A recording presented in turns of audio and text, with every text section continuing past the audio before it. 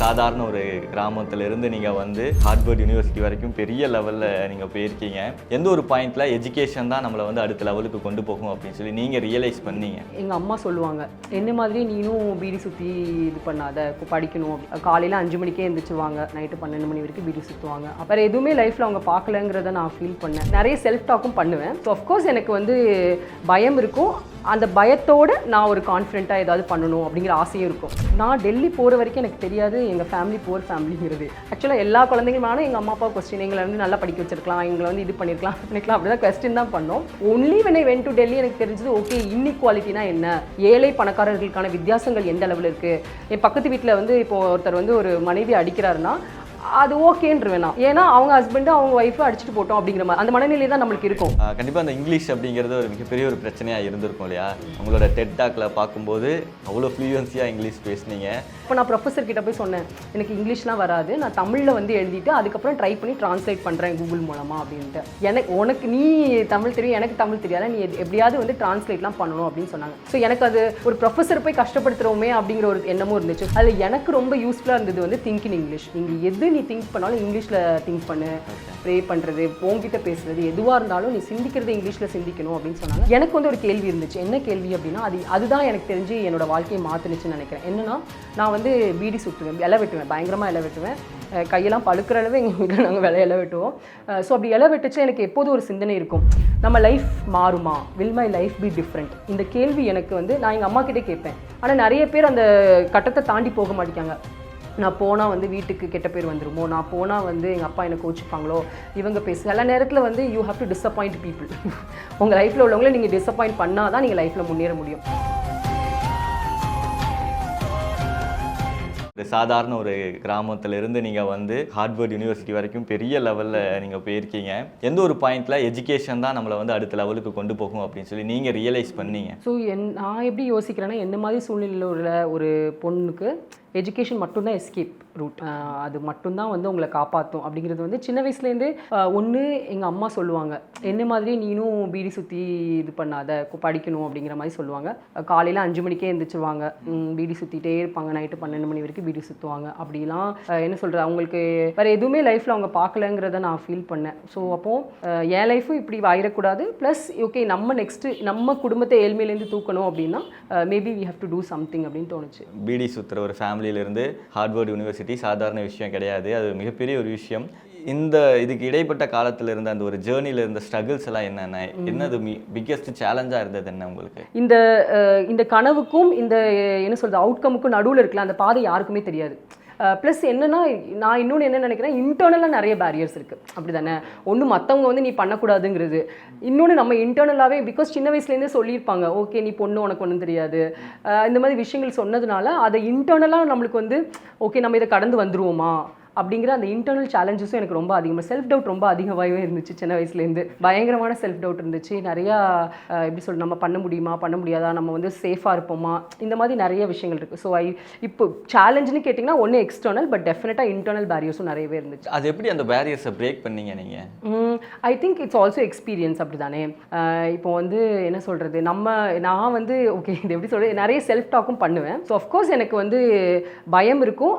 அந்த பயத்தோடு நான் ஒரு கான்ஃபிடென்ட்டாக ஏதாவது பண்ணணும் அப்படிங்கிற ஆசையும் இருக்கும். ஸோ நான் எப்போது என்ன நினச்சோம், பயம் இருக்குது, ஓகே ஐ எம் ஃபீலிங் த பயம், பட் ஸ்டில் இந்த பயத்துலேருந்து நான் என்ன பண்ணுறது அப்படிங்கிறது நிறையா எழுதுவேன். கவிதைகள் எழுதுறது, அதுக்கப்புறம் நிறைய எனக்குள்ளே நானே பேசிக்கிறது, இந்த மாதிரி விஷயங்கள்லாம் லைப்ரரி போய் வரச்சில் எப்போதுமே நான் பேசிக்கிட்டே தான் வருவேன். எனக்குள்ளே சொல்லிப்பேன், ஓகே நம்ம வந்து இதை பண்ணோம் அதை பண்ணோம், இந்த விஷயங்கள்லாம் நம்ம கற்றுக்கணும். ஸோ அந்த செல்ஃப் டவுட்டை கவர் பண்ணுறதுக்கு வந்து நம்ம பண்ண வேண்டியது ஒர்க்கு தான், ஹார்ட் ஒர்க்கு தான். ப்ளஸ் ஒரு செல்ஃப் கான்ஃபிடன்ஸ், நம்மளே அந்த டவுட் இருந்தாலும் அதுக்கு தகுந்தாப்பில் we also have to talk to our selves. நம்மளை வந்து ஒரு எக்ஸ்டர்னலாக ஒரு தேர்ட் பர்சனாக நினச்சிக்கணும். ஓகே அஸ்விதா அப்படின்னே நானே எனக்கு கூப்பிடுவேன், அஸ்விதா நீ இதை இப்படி ஃபேஸ் பண்ணிகிட்டு இருக்க, so I think you can do something. So அந்த மாதிரி எனக்கே நான் ஒரு சில கைடாக இருந்துப்பேன்னு நினைக்கிறேன். ஓகே, ஸோ ஏதாவது ஒரு எக்ஸாம்பிள் சொல்ல முடியுமா? உங்களோட அந்த இன்டர்னல் பேரியர்னால, உங்களோட அந்த செல்ஃப் டவுட்னால நம்மளால் பண்ண முடியுமா அப்படின்னு சொல்லி யோசிச்சு ஏதாவது மிஸ் பண்ண ஆப்பர்ச்சுனிட்டிஸ் ஏதாவது இருக்கா? நிறையவே இருக்குது, நிறைய இருக்குது. ஏன் அப்படின்னா, நான் சொன்ன மாதிரி ஒரு கிராமத்தில் 20 வருஷம் படிக்கிறேன். படிக்கச்சில் வந்து எந்த விதமான 2 லைஃப் தான் அதுவும். இப்போ பார்த்தீங்கன்னா என்னால் எதுவுமே பண்ண முடியாது, பட் ஆனால் எனக்கு ஆசையும் இருக்குது. பட் நான் ஃபஸ்ட்டு ஃபஸ்ட்டு அதில் நிறைய நேரத்தில் வந்து நிறைய விஷயங்கள் பண்ண முடியாமல் போயிருக்கு. பட் கான்க்ரீட்டாக எக்ஸாம்பிள் சொல்லலாம், முதல் தடவையாக நான் டெல்லிக்கு போய் படிக்கிறேன் அசோகா யூனிவர்சிட்டியில். அப்போ வந்து என்னென்னா கிளாஸில் வந்து கிரேடு இருக்குல்ல, அது வந்து நம்ம பேசினா தான் உண்டு. எல்லா கிளாஸ்லையும் எல்லாருமே கை தூக்கி பேசுவாங்க. எனக்கு ரொம்ப ஆசையாக இருக்கும். அப்போ வந்து நானே வந்து எனக்கு இங்கிலீஷ் பேச தெரியாது, அது ஒரு பிரச்சனை இருந்துச்சு. பட் ஸ்டில் வந்து கிளாஸில் ஏதாவது நடந்துச்சு நான் வந்து கொஸ்டின் கேட்கணும் அப்படின்னு நான் மனசில் நினச்சிட்டே இருப்பேன். நான் நினச்சி முடிக்கிறதுக்குள்ளே அவங்க ப்ரொஃபஸர் வந்து அடுத்த தலைப்புக்கே போயிடுவாங்க. ஸோ அப்போது நான் வந்து ரொம்ப நாட்களாக ரொம்ப மாதங்களாக வந்து எப்படி நான் வந்து என்னோட கருத்தை வந்து டக்குன்னு சொல்கிறது, கை தூக்குறது எப்படி. ஏன்னா கை தூக்குனா எல்லாரும் உங்கள் கிளாஸில் உங்களை பார்க்க ஆரம்பிச்சிருவாங்க, என்ன இவங்க பேசுகிறாங்களா அப்படின்னு பார்ப்பாங்க, இவன் என்ன பேசிட போகிறான்னு பார்ப்பாங்க. So there is a lot of judgement also அப்படி தானே கிளாஸில். ஸோ அப்படி இருக்கச்சுல ஐ திங்க் அந்த மொமெண்ட்ஸ்லாம் எனக்கு வந்து ரொம்ப எப்படி சொல்கிறது, நீ பண்ண முடியுமா அப்படி தவறு விட்ட வாய்ப்புகள் நிறைய இருக்குது. So I could have been like நிறைய ப்ரொஃபஸர்ஸ் கிட்ட பேசியிருக்கலாம், நிறைய கிளாஸில் பேசியிருக்கலாம். But I only started speaking அந்த எண்ட் ஆஃப் த 1 இயரில் தான் நான் பேசவே கொஞ்சம் ஆரம்பித்தேன். ஐ திங்க் அந்த மாதிரி நிறைய ஆப்பர்ச்சுனிட்டிஸ் நான் லைஃப்பில் மிஸ் பண்ணியிருக்கேன். அதான் சொல்கிறேன், நம்ம வந்து வெளியில் பார்க்கல இந்த ஜேர்னி வந்து ஒரு ஸ்ட்ரெயிட் லைன் மாதிரி தெரியுது அப்படி தானே, but it is not a straight line. There are lots and ups and downs இருந்து இருந்துச்சு. ஃபேமிலியில் நிறையா ஸ்ட்ரகிள்ஸ் இருந்திருக்குன்னு நினைக்கிறேன். அம்மா நிறையா கஷ்டப்பட்டு உங்களை இந்த லெவலுக்கு கொண்டு வந்திருக்காங்க. அவங்களோட சாக்ரிஃபைஸ் எல்லாம் என்னென்ன ஃபேமிலிக்காக? எனக்கு என்னென்னா நான் டெல்லி போகிற வரைக்கும் எனக்கு தெரியாது எங்கள் ஃபேமிலி புவர் ஃபேமிலிங்கிறது. ஓகே. ஏன் அப்படின்னா இப்போ நீங்கள் ஒரு கிராமத்தில் வாழ்கிறீங்க அப்படின்னா எல்லாருமே ஏழையாக தான் இருப்பாங்க. நீங்கள் கிளாஸுக்கு போனீங்கன்னா எல்லாரும் சேமான ஒரு உடையை தான் போட்டிருப்பாங்க, இல்லைனா சப்பை. அதே பிரச்சனைகள் இருக்கும். தீபாவளிக்கு ஒரு ட்ரெஸ், எங்கள் வீட்லேயும் ஒரு ட்ரெஸ் தான் வாங்கி கொடுத்துருப்பேன், என் பக்கத்தில் ஒரு பொண்ணு வீட்லேயும் ஒரு ட்ரெஸ் தான் வாங்கி கொடுத்துருப்பாங்க. எந்த விதமான ஸோ நம்ம எல்லாருமே ஏழையாக இருக்கிறதுனால நம்மளுக்கு வந்து இன்இக்வாலிட்டினா என்னன்னு தெரியுது. ஸோ அதனால் சின்ன வயசில் வந்து எங்கள் அம்மா அப்பா என்ன சாக்ரிஃபைஸ் பண்ணாங்கன்னா, நான் வந்து ஆக்சுவலாக எல்லா குழந்தைங்களும் எங்கள் அம்மா அப்பா கொஸ்டின் எங்களை வந்து நல்லா படிக்க வச்சிருக்கலாம், எங்களை வந்து இது பண்ணியிருக்கலாம் அப்படி தான் கொஸ்டின் தான் பண்ணோம். Only when I went to Delhi எனக்கு தெரிஞ்சது ஓகே இன்இக்வாலிட்டினா என்ன, ஏழை பணக்காரர்களுக்கான வித்தியாசங்கள் எந்த அளவில் இருக்குது. இன்னொன்று வந்து நான் ஒரு பெண்ணாக எப்படி பார்க்கப்பட்டேன், அது வந்து என்னென்னா இப்போ நம்ம சின்ன வயசில் எனக்கு என்னென்னா என் பக்கத்து வீட்டில் வந்து இப்போ ஒருத்தர் வந்து ஒரு மனைவி அடிக்கிறாருன்னா அது ஓகேன்றுவேன் நான். ஏன்னா அவங்க ஹஸ்பண்டு அவங்க ஒய்ஃபை அடிச்சுட்டு போட்டோம் அப்படிங்கிற மாதிரி அந்த மனநிலை தான் நம்மளுக்கு இருக்கும். ஒரு சப்மிசிவாக இருக்கிறது ஓகே அப்படின்ட்டு. ஒன்லி நம்ம வெளியில் போகல தான் தெரியுது ஒரு வயலன்ஸ் வந்து தப்பு அப்படி தானே, நம்ம சப்மிசிவாக இருக்கிறது தப்பு, நம்ம வந்து இந்த உலகத்தில் பிறக்கப்பட்ட எல்லாருக்கும் சமம் தான் அப்படிங்கிற எண்ணங்களே என்ன ஆகுனா அந்த கண்டிஷனிங் சொல்லுவாங்க. நம்ம ஒரு விஷயத்தை சொல்லி நம்மளை நம்ப வச்சுருப்பாங்க. ஸோ அந்த மாதிரி விஷயங்கள் வந்து அந்த மாற்றம்லாம் வந்து எனக்கு ஒன்லி 20 வயசுக்கு அப்புறம் தான் எனக்கு தெரிய வந்துச்சு. அதனால் சின்ன வயசில் பயங்கரமாக என்ன சாக்ரிஃபைஸ் பண்ணாங்க அப்படின்னா எல்லார் வீடும் ஒன்று போல இருந்துச்சு, எல்லாரும் பழைய சாதம் சாப்பிட்டாங்க நாங்கள். ஸோ அது ஒரு பெரிய விஷயமா வந்து எனக்கு தெரியல ஆக்சுவலாக. ஓகே. நான்லாம் ஃபர்ஸ்ட் டைம் சென்னைக்கு வரும்போதே சென்னையே எனக்கு புது விதமான ஒரு உலகமாக தெரிஞ்சது. அதுவும் நீங்கள் டெல்லிக்கு போயிருக்கீங்க அப்படிங்கும்போது அது வேற ஒரு உலகமாக தெரிஞ்சிருக்கும். இங்கேயாவது பரவாயில்ல, நாங்கள் எனக்கு தமிழ் தெரியும் அப்படிங்கிறதுனால நம்ம வச்சு மேனேஜ் பண்ணிடலாம். அங்கே ஹிந்தி எப்படி மேனேஜ் பண்ணீங்க நீங்கள்? அந்த ஒரு புது உலகம் எப்படி இருந்தது? ஸோ டெல்லி வந்து என்னென்னா ஒரு எத்தனை 40-50 ஹவர்ஸ் ட்ரெயின் ஜேர்னி. அந்த ட்ரெயின் ஜேர்னியில் போய் முடிக்கிறதுக்குள்ளேயே இவ்வளோ தூரமா அப்படிங்கிறது இருந்துச்சு ஃபஸ்ட்டு. இன்னொன்று வந்து டிவியில் வந்து நம்ம டெல்லி அப்படின்னால என்னோட இமேஜினேஷனில் ஓகே ரொம்ப குளிராக இருக்கும், பனிக்கட்டிலாம் இப்படி தான் நான் நினச்சிட்டு இருந்தேன். ஆனால் நான் போன மாதம் மே. ஸோ மே இஸ் அப்சல்யூட்லி ரொம்ப ஹாட்டாக இருக்கும். ஸோ எனக்கு வந்து அது ரொம்ப எனக்கு வந்து எப்படின்னா ஐயோ இவ்வளோ ஹாட்டாக அப்படின்னு இருந்துச்சு ஃபஸ்ட்டு. அது திருநெல்வேலியெலாம் விட 10 டைம்ஸாக இருந்துச்சு. ப்ளஸ் எல்லாமே வந்து டிஃப்ரெண்ட்டாக இருந்தது. ஆனால் Delhi place also it's very colourful, ரொம்ப கலர்ஃபுல்லாக இருக்கும், நிறைய ஆர்கிடெக்சர் இருக்கும். ஸோ இந்த மாதிரி கொஞ்சம் அழகாகவும் இருந்துச்சு. கிளாஸ் வந்து எனக்கு ரொம்ப ஏன்னா எனக்கு நான் வித்தியாசமான பொண்ணாக தெரியாட்டையும் எல்லாருக்கும் நான் ஒரு வித்தியாசமான பொண்ணாக தெரிஞ்ச மாதிரி இருந்துச்சு. ஸோ அந்த மாதிரி சில ஜட்ஜ்மெண்ட்ஸ் இருக்கும். ஸோ அதெல்லாம் கொஞ்சம் வித்தியாசமாக இருந்துச்சு. கிளாஸ்லேயுமே வந்து எனக்கு பேச முடியாது. நீங்கள் சொன்ன மாதிரி எனக்கு வந்து தமிழ் மட்டும்தான் தெரியும், இங்கிலீஷும் ஹிந்தி எதுவுமே தெரியாது. ரொம்ப அதில் கேன்டீனில் வந்து ஒரு ஆர்டர் பண்ணுற எல்லாத்துக்குமே கஷ்டமாக தான் இருக்கும். பட் ஆனால் பிகாஸ் எனக்கு தெரிலங்கிறனால they were also sweet to me, very kind தான் எல்லோரும். ஸோ அந்த மாதிரி ஒரு ரொம்ப பெரிய புது உலகம். ஏன்னா நான் அது வரைக்கும் நூடுல்ஸ் சாப்பிட்டது கிடையாது, சைனீஸ் நூடுல்ஸ்லாம் சாப்பிட்டது கிடையாது. ஸோ எனக்குலாம் கேன்டீனில் சைனீஸ் போட்டாலே எனக்கு இதாக இருக்கும், ஐயோ அப்படின்னு சொல்லிட்டு. ஸோ நிறைய ஃபுட் ஹேபிட்ஸாக இருக்கட்டும் எல்லாமே அங்கே வந்து எனக்கு ஒரு புது அனுபவமாக இருந்துச்சு. அப்புறம் எனக்கு ஃபஸ்ட்டு ஒரு கிளாஸ் எடுத்த ஃபஸ்ட்டு டேர்மில் ஃபர்ஸ்ட் ப்ரொஃபஸர் பேர் வந்து ட்வைட் ஜகார்ட் அப்படின்னு சொல்லிட்டு. அவர் வந்து ஃபவுண்டேஷன்ஸ் ஆஃப் லீடர்ஷிப்னு ஒரு கிளாஸ் எடுத்தார். அவர் பேசுகிறது எனக்கு எதுவுமே புரியல, ஏன்னா அவர் வந்து US இது. ஸோ அமெரிக்கன் ஆக்சென்ட் வேறு. ஸோ எனக்கு எதுவுமே புரியல. ஸோ இந்த மாதிரி உலகம் வந்து ரொம்ப அப்படி என்ன சொல்கிறது ஒரு 180 டிகிரி டிஃப்ரென்ஸ் பார்த்த மாதிரி தான் இருந்துச்சு. கண்டிப்பாக அந்த இங்கிலீஷ் அப்படிங்கிறது ஒரு மிகப்பெரிய ஒரு பிரச்சனையாக இருந்திருக்கும் இல்லையா? உங்களோட டெட் டாக்கில் பார்க்கும்போது அவ்வளோ ஃப்ளூயன்சியாக இங்கிலீஷ் பேசுனீங்க. எப்படி அந்த ஒரு டிரான்ஸ்ஃபர்மேஷன் படிப்படியாக சின்ன சின்னதாக எப்படி அது கற்றுக்கிட்டீங்க ஃபஸ்ட்டு? அதுக்கு வந்து உண்மையிலே கொஞ்சம் என்ன சொல்கிறது, ஒரு 20 வயசில் நம்மளுக்கு கொஞ்சம் ஒரு வெறி வரும்னு நினைக்கிறேன். அந்த வெறி எனக்கு இன்றைக்கி இல்லை. பட் அப்போ வந்து டெஃபினட்டாக பேசி தான் ஆகணும். ஏன்னா கிளாஸில் வந்து நீங்கள் கொஸ்டின்ஸ் கேட்கணும், இல்லை அசைன்மெண்ட் எழுதணும். எனக்கு என்னென்னா, நான் என்னோட இங்கிலீஷ் ப்ரொஃபஸர் ஒருத்தங்க இருக்காங்க, ஷேக்ஸ்பியர் அந்த வேர்ல்டு அப்படின்னு ஒரு பாடம். எனக்கு ஷேக்ஸ்பியர் கூட ஸ்பெல்லிங் தெரியாது அப்போ. அப்புறம் வந்து என்னென்னா, அந்த ப்ரொஃபஸர் வந்து என்ன ஒரு அந்த அசைன்மெண்ட் ரீஇமேஜினேஷன் ஆஃப் ஒத்தலோங்கிற ஒரு பிளே சொன்னாங்க. ஸோ அப்போ நான் ப்ரொஃபஸர் கிட்ட போய் சொன்னேன், எனக்கு இங்கிலீஷ்லாம் வராது, நான் தமிழில் வந்து எழுதிட்டு அதுக்கப்புறம் ட்ரை பண்ணி ட்ரான்ஸ்லேட் பண்ணுறேன் கூகுள் மூலமாக அப்படின்ட்டு. ஃபஸ்ட்டு நான் தமிழ்லேயே சப்மிட் பண்ணுறேன். அப்போ ப்ரொஃபஸர் சொன்னாங்க, இல்லை உனக்கு நீ தமிழ் தெரியும், எனக்கு தமிழ் தெரியாது, நீ எப்படியாவது வந்து ட்ரான்ஸ்லேட்லாம் பண்ணணும் அப்படின்னு சொன்னாங்க. ஸோ எனக்கு அது ஒரு ப்ரொஃபஸர் போய் கஷ்டப்படுத்துகிறோமே அப்படிங்கிற ஒரு எண்ணமும் இருந்துச்சு. So I know that I need to learn ஃபாஸ்ட்டாக நம்ம கற்றுக்கணும் அப்படின்ட்டு. அப்புறம் நான் எல்லாருக்கிட்டையும் போய் கேட்டேன் என் கிளாஸில், நீங்கள் எப்படிலாம் கற்றுக்கிட்டீங்க அப்படின்னு சொல்லிட்டு. நிறைய பேர் சஜஷன்ஸ் கொடுத்தாங்க. அதில் எனக்கு ரொம்ப யூஸ்ஃபுல்லாக இருந்தது வந்து திங்க் இன் இங்கிலீஷ். நீங்கள் எது நீ திங்க் பண்ணாலும் இங்கிலீஷில் திங்க் பண்ணு, ப்ரே பண்ணுறது, உங்ககிட்ட பேசுகிறது, எதுவாக இருந்தாலும் நீ சிந்திக்கிறது இங்கிலீஷில் சிந்திக்கணும் அப்படின்னு சொன்னாங்க. ரெண்டாவது விஷயம் லிசன் பண்ணுறது. நான் என்ன, அப்போ எனக்கு ஒரு வாரம் பிரேக் இருந்துச்சு, ஒரு டேர்முக்கு இன்னொரு டேர்முக்கு நடுவில். ஸோ அப்போ எல்லோரும் வீட்டுக்கு போயிடுவாங்க, நான்லாம் வீட்டுக்கு அந்த ஒரு வருஷம் எங்கேயுமே போகல. ஸோ அந்த டேர்ம் பிரேக்ஸ் எல்லாம் நான் வந்து என்னென்னா ஃபுல் அண்ட் ஃபுல் மூவிஸ் தான். காலையில் உட்காந்து நான் அதுவும் அந்த மூவிஸ் வந்து அவங்க என் ஃப்ரெண்ட்ஸ் எல்லாம் ரெக்கமெண்ட் பண்ணியிருந்தாங்க. It's a very good movie, நம்ம August Rush, Dead Poets Society, இந்த மாதிரி ரொம்ப நல்ல movie, she is a man. So இந்த மாதிரிலாம் அவங்க ரெக்கமெண்ட் பண்ண அந்த மூவிஸை வந்து நான் ஒரே மூவியை ஒரு 10 தடவை பார்ப்பேன். இட்ஸ் நாட் ஒன் டைம் பார்க்க மாட்டேன். ஸோ தட் அந்த ஆக்சென்ட் வரும். ஒரு தடவை மட்டும் பார்த்தா வந்து ஒரு மூவியை வந்து நம்மளுக்கு அது புரியறதுக்கே ஒரு இதாகும். அதுக்கப்புறம் தான் நம்ம லாங்குவேஜை யோசிக்க ஆரம்பிப்போம். ஸோ அது கண்டினியூஸாக பார்க்க தென் இந்த ஷீ இஸ் அ மேன்லாம் ஒரு நல்ல மூவி இருக்குது. அந்த மூவி வந்து சில டைலாக்ஸ்லாம் எனக்கு சொல்ல தெரியும். அந்த ஹீரோயின் வந்து பேசுவோம், நானும் பேசுவேன் அவங்க கூட. ஸோ அப்படி தான் வந்து அந்த இங்கிலீஷ் கற்றுக்கிட்டேன். ரொம்ப குயிக்காக நான் கற்றுக்கிட்ட மாதிரி தான் எனக்கு இருந்துச்சு. டெல்லியே ஒரு பெரிய கனவு, அதுவே பெரிய ஒரு போராட்டம் தான். அங்கேருந்து அப்படியே ஹார்வர்ட் யூனிவர்சிட்டி எப்படி இருந்துச்சு? சிக்கன் நூடுல்ஸ்க்கே நம்ம ரொம்ப கஷ்டப்பட்டோம். பட் நல்ல விஷயம் என்னென்னா, டெல்லிக்கும் ஹார்வர்டுக்கும் நடுவில் நிறைய வருஷங்கள் இருந்துச்சு. ஐ worked in international organisation, world bank, worked in a big political consultancy. So I had many experiences. ஏன்னா அதான் யோசிக்கிறேன், ஹார்வர்ட் பயணம் வந்து ரொம்ப பெரிய கஷ்டமாக எனக்கு இல்லை. பிகாஸ் இந்த பயணம் நடுவில் நிறைய ஒரு ஆர்கனைசேஷன் ரன் பண்ணியிருக்கேன். நான் டெட் டாக் யூஎஸில் தான் கொடுத்துருக்கேன். So I bin to US 2 times before Harvard. So அந்த மாதிரிலாம் இருக்குச்சுல ஹார்வர்ட் எக்ஸ்பீரியன்ஸ் வந்து இதாக இல்லை எனக்கு. என்ன அப்படின்னா, இப்போது நம்ம ஒர்க் பண்ணச்சில் என்னென்னா, நம்ம ரொம்ப சிந்திக்க மாட்டோம். சிந்தனைகள் ஒரு திங்க் பண்ணுறதுக்கு ஃபோர்ஸ் பண்ண மாட்டாங்க யாரும். நீங்கள் ஒரு ஒர்க் கொடுப்பாங்க, நீங்கள் பண்ணுவீங்க அப்படி தான். ஆனால் ஹார்வர்ட் கிளாஸ் ரூம்ஸில் எப்படின்னா, நீங்கள் ரொம்ப சிந்திக்க வேண்டியிருக்கும். ஏன்னா எல்லாருமே பாயிண்ட்ஸ் ஷேர் பண்ணணும் கிளாஸில். அப்படி இருக்கச்சில் நீங்கள் வந்து ஒருத்தர் ஷேர் பண்ண பாயிண்ட்டை நீங்கள் ஷேர் பண்ண முடியாது. So you have to really think fast on your feet. Okay, இந்த பாயிண்ட் இருக்குது, அடுத்த பாயிண்ட் என்ன சொல்லலாம். ஸோ அந்த மாதிரி ஒரு அன்கம்ஃபர்டபுள் சுச்சுவேஷன் உங்களுக்கு டெய்லி இருக்கும். டெய்லி காலைல கிளாஸ் போய் ரொம்ப படபடன்னு தான் வரும். ஏன்னா இன்றைக்கி என்ன கொஸ்டின் கேட்பாங்க, இன்றைக்கி என்ன இது பண்ணுவாங்க, நம்ம எப்படி கான்ட்ரிபியூட் பண்ண போகிறோம். ஏன்னா நம்ம கான்ட்ரிபியூட் பண்ணுறதுக்கு மார்க்ஸ் உண்டு. ஸோ அந்த மாதிரி கஷ்டங்கள் இருந்துச்சு. It's also very hectic. நான் கெனடி ஸ்கூலில் படித்ததுனால, ஸ்கூல் ஆஃப் கவர்மெண்ட்டில் பிரசிடென்ட்ஸ், பிரைம் மினிஸ்டர்ஸ் ஆஃப் கண்ட்ரீஸ்லாம் வருவாங்க அந்த ஸ்கூலுக்கு. ஆமாம், it's like so many guest lectures இருக்கும். ஸோ கிளாஸ் இருக்கும், ஈவெண்ட்ஸ் இருக்கும், ஸ்டூடெண்ட்ஸே நிறைய ஈவெண்ட்ஸ் ஆர்கனைஸ் பண்ணுவாங்க. ஸோ நம்மளுக்கு ஒரு நாளைக்கு எந்திரிச்சா என்ன பண்ணுறதுனே தெரியாது. யூ ஹேவ் டு மிஸ் சம்திங்ல. ஸோ அதை ப்ரையாரிட்டைஸ் பண்ணணும். ஓகே, நான் இன்றைக்கி வந்து இந்த கிளாஸ் மிஸ் பண்ணாலும் I want to listen to the president. But ஆனால் இன்னொரு அந்த பிரசிடென்ட்டுக்கு மேலே உங்களுக்கு பெரிய ஒரு ஈர்ப்பு இல்லைனா, ஓகே இன்றைக்கி வந்து நான் கிளாஸ். ஸோ இந்த சாய்ஸஸ் நீங்கள் டெய்லி பண்ணிகிட்டே இருப்பீங்க, ப்ரையாரிட்டைஸ் பண்ணுங்க. ஸோ அதெல்லாம் வந்து I think it's a learning. It was difficult in the beginning எல்லாத்தையும் பண்ணுறதுக்கு.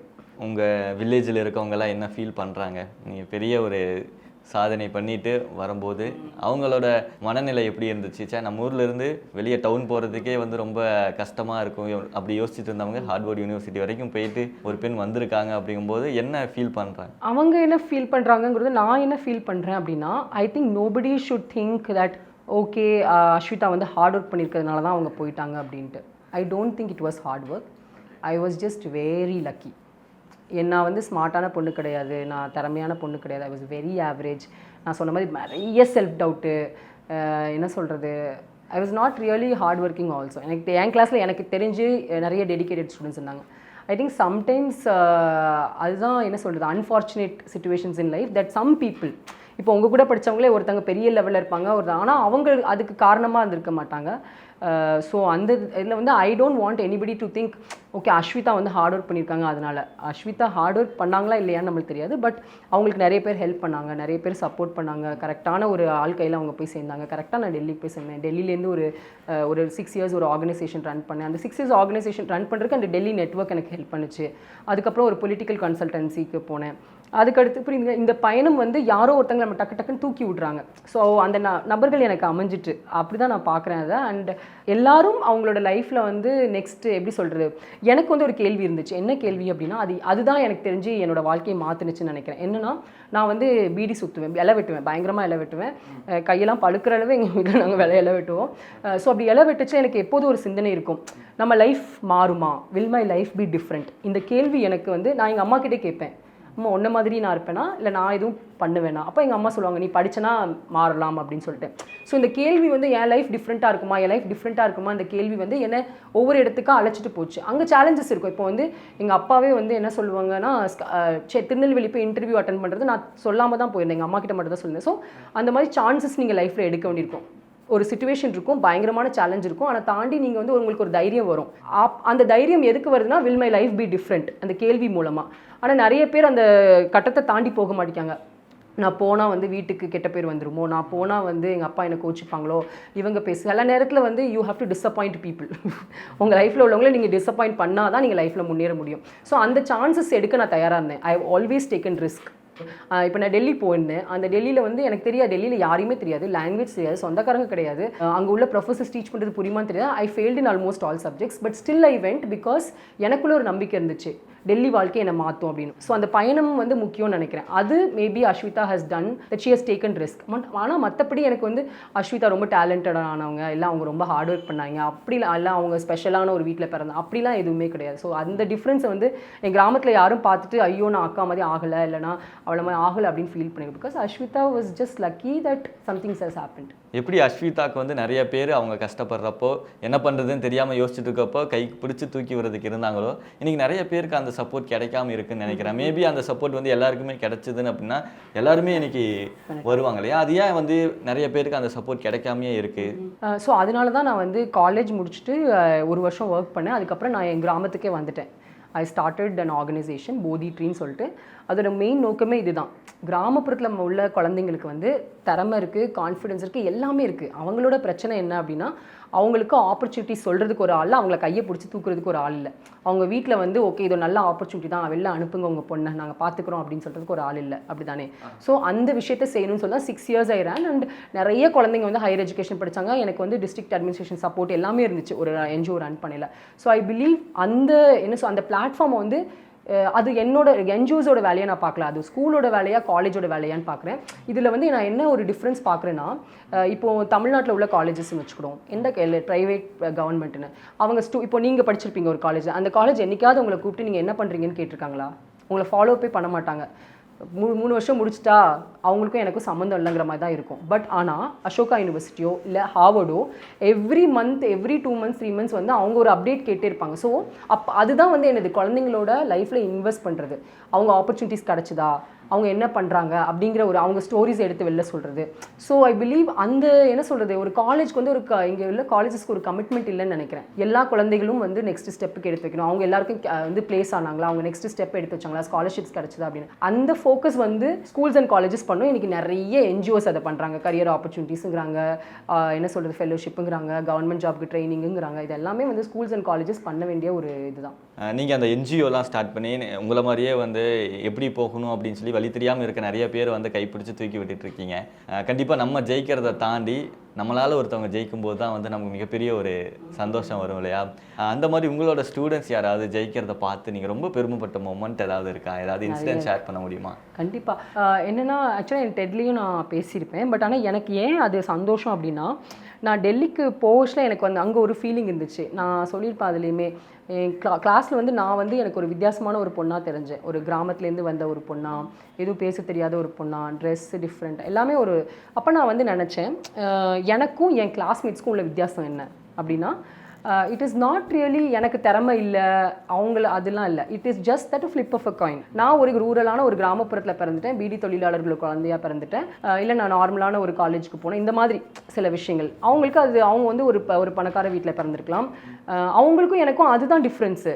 Just flip of a coin that they were born there, I was born here, அவ்வளோதான். மற்றபடி எங்கள் 2 பேருக்கும் என்ன அதே கமிட்மெண்ட் இருக்குது, அதே டெடிகேஷன் இருக்குது, அதே ஹார்ட் ஒர்க் பண்ணுவேன். ஸோ அப்போ வந்து ஏன் குழந்தைங்க என்னைக்காவது இந்த மாதிரி இடத்துக்கு போகணும், I was lucky to go there, அப்படி தானே அப்படிங்கிற எனக்கு ஒரு இது. அதனால தான் I think I came back. இந்த ஃபர்ஸ்ட் டைம் நான் படித்த காலேஜுக்கு வந்து ஒரு பொண்ணு போனாங்க. ஐ ஃபெல்ட் என்ன சொல்கிறேன், அதுதான் என்னோட மூவிங் எக்ஸ்பீரியன்ஸ் என் லைஃப்பில் வந்து. ஓகே, உண்மையிலேயே ஒரு பர்பஸ்ன்னு சொல்லுவாங்க, அப்படி தானே. அதெல்லாம் எனக்கு வந்து அப்போ தான் புரிஞ்சுது. Okay, my purpose is to lift other people around me who are like me அப்படிங்கிறது மாதிரி எனக்கு தோணுச்சு. அந்த மாதிரி நிறைய குழந்தைங்க வந்து அதில் இது வந்து பெரிய பெரிய எக்ஸாம்பிள்ஸ். சின்ன எக்ஸாம்பிளில் வந்து நிறைய குழந்தைங்க என்னென்னா, அவங்க செகண்ட் இயர் படிக்கல கல்யாணம் இது பண்ணியிருப்பாங்க. அவங்க வந்து ஸ்டாப் பண்ணிட்டு என்கிட்ட வந்து சொல்லுவாங்க, அக்கா கல்யாணம் வேண்டான்னு சொல்லிட்டேன்க்கா, என்ன இருந்தாலும் 3வது வருஷம் கழிச்சு தான்க்கா. ஸோ இதுவுமே எனக்கு வந்து ஒரு பெரிய பார்வையாக தெரியுது, அப்படி தானே. நிறைய செஷன்ஸ் அவங்களோட மனசில் வந்து ஒரு சில எவல்யூஷன் இருந்திருக்கும்.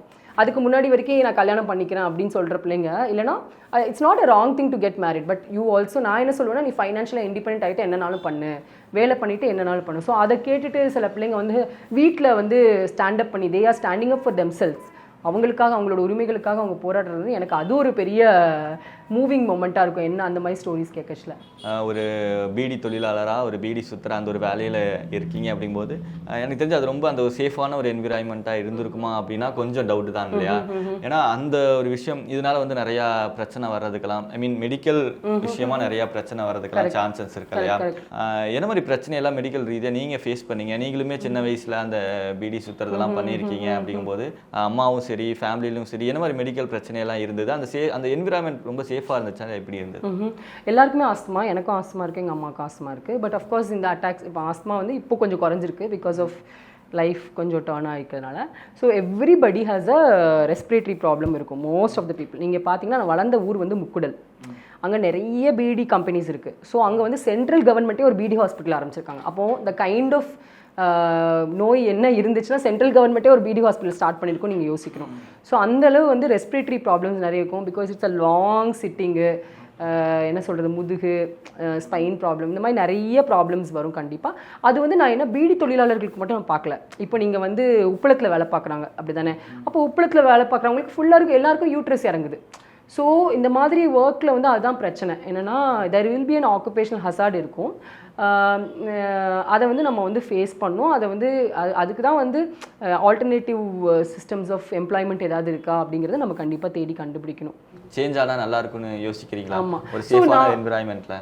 கண்டிப்பாக நான் எனக்கு என்னென்னா, இந்த சமுதாயத்தில் வந்து இது யாரும் ரொம்ப பெரிய லெவலில் எப்படி சொல்கிறது, நான் வந்து ஆக்சுவலாக ஒரு கட்டத்தில் எனக்கு வந்து ரொம்ப இது வந்து ரொம்ப என்னை பாதிச்சுது. So I actually went and spoke. அப்போ வந்து நிறைய பேர்கிட்ட போய் கேட்டேன், நம்ம வந்து இந்த மாதிரி பீடி தொழிலாளர்களுக்கு இந்த மாதிரி ரெஸ்பிரேட்டரி ப்ராப்ளம்ஸ் அது நம்ம என்ன பண்ணலாம் அப்படின்னு.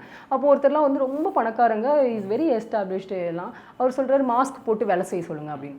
ஸோ அதுதான் வந்து அதனால தான் எனக்கு என்ன தோணுன்னா, நம்மளை மாதிரி ஆட்கள், அந்த சூழ்நிலையிலேருந்து வர்ற ஆட்கள் வந்து கண்டிப்பாக வந்து அவங்க வந்து லைஃப்பில் வந்து ஒரு இடத்துக்கு போகணும். ஏன் அப்படின்னா, அந்த லிவ்ட் எக்ஸ்பீரியன்ஸ்னு ஒன்று இருக்குல்ல, நீங்கள் ஆஸ்துமாவை அனுபவிச்சிருப்பீங்க உங்களுக்கு சுற்றியா, அந்த லிவ்ட் எக்ஸ்பீரியன்ஸை வந்து அது அப்படி இருந்தால் மட்டும்தான் அவங்களும் இருக்கணும் அந்த டேபிள். அப்படின்னா மட்டும்தான் அது சொல்யூஷன். இல்லைனா இந்த மாதிரி சொல்யூஷன் தான் வரும். மாஸ்க் போட்டு ஒருத்தங்க ஒர்க் பண்ண முடியுமா லைஃப் லாங்கு? அப்படி பண்ண முடியாது. அப்படின்னா அது வந்து ஒரு ஸ்டேபிளான ஒரு சஸ்டெயினபிளான ஒரு சொல்யூஷன் கிடையாது. நான் அதை தான் அடிக்கடி யோசிப்பேன். அதனால தான் ஐ பிலீவ், என்ன சொல்கிறது, நம்மள மாதிரி ஆட்களோட ஜேர்னி இஸ் இம்பார்ட்டன்ட். ஏன்னா நம்ம வந்து ஒரு இடத்துலேருந்து வரச்சில் அந்த லிவ்ட் எக்ஸ்பீரியன்ஸை வந்து அது மூலமாக நம்ம வந்து சொல்யூஷன்ஸ் கொடுக்கச்சில் we also can share that experience. ஏதாவது ஒரு டைமில் ரொம்ப உடஞ்சி அழுத மொமெண்ட் எல்லாம் இருக்கா லைஃப்பில்? Everybody will have, because life is difficult, life is tough, life is long. So டெஃபினட்டாக ஈவன் என்ன சொல்கிறது, ரொம்ப ரீசெண்டாக கூட உடஞ்ச அழுது அந்த மாதிரி இல்லை. அஃப்கோர்ஸ் நம்ம சின்ன வயசில் ரொம்ப உடஞ்ச அழுவோம். இப்போ வந்து of course I do have those moments where I feel இவ்வளோ கஷ்டமாக இருக்குது அப்படின்ட்டு. அண்ட் ஐ திங்க் அதுக்கப்புறம் it takes time. And for me, எனக்கு நான் என்ன சொல்லிப்பேன்னா, I always reach out to my friends. அந்த மாதிரி சுச்சுவேஷனில் I think I really believe அந்த மாதிரி சுச்சுவேஷனில் you should reach out to somebody to talk to. And எனக்கு வந்து நிறைய ஃப்ரெண்ட்ஸ் இருக்காங்க, blessed, I am very blessed in that way. So நான் அவங்கள்ட்ட சொல்லுவேன் இந்த மாதிரி இது நடக்குது. ஸோ அவங்கள்ட்ட ஆனஸ்ட்டாக சொல்லுவேன், எனக்கு இதுதான் நடக்குது, இப்படி தான் எனக்கு ஃபேஸ் ஆகுது அப்படின்ட்டு. ஸோ அந்த மாதிரி நிறைய தருணங்கள் இருக்குது.